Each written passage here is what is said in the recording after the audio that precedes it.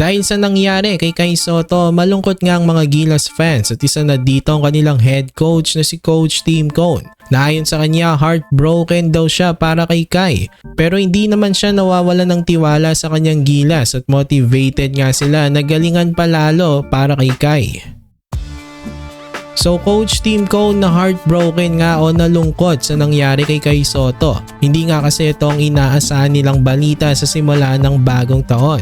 Na-injured nga ang kanilang rising star big man. Nagtamo ng ACL tear si Sotto at expected na ang recovery sa injury na ito ay 6 months to 1 year. So posibleng hindi natin makita sa Gilas ng buong 2025 si Kai Sotto.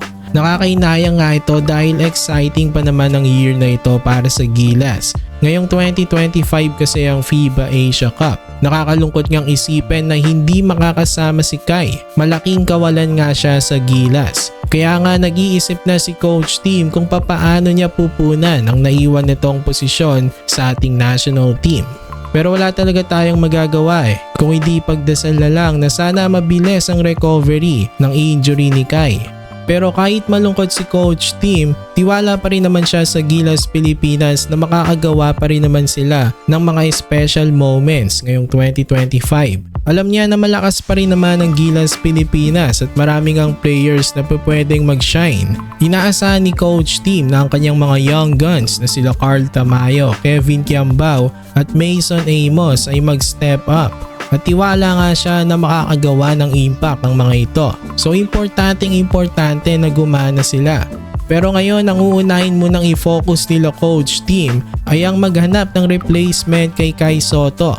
Always ready naman daw si Japet Aguilar. Healthy na rin si AJ Edu. At anytime handa na rin itong maglaro para sa Gilas. Nandyan pa rin naman ang 8-time MVP na si Junmar Fajardo at umaasa rin sila Coach Tim na makasama sa lineup ang 6'10" na si Quintin Miliora Brown once na makonfirma na eligible siya maglaro as a local. Kailangan nga ng Gilas ng solid na front court dahil wala nga si Kai ngayong taon. So ayun nga munang i-assure nila Coach Tim. Pero ayun nga optimistic pa rin naman si Coach Tim sa future ni Kai at ng Gilas. Sabi nga niya bata pa naman si Kai at marami pa itong maa-achieve sa kanyang career. So ayun, sana maging successful pa rin ang taon na ito para sa Gilas without Kai. At sana nga mabilis siyang makarecover. So ayan lang naman ang ating pag-uusapan sa video na ito. Maraming salamat sa inyong panonood. Please like, share, and subscribe.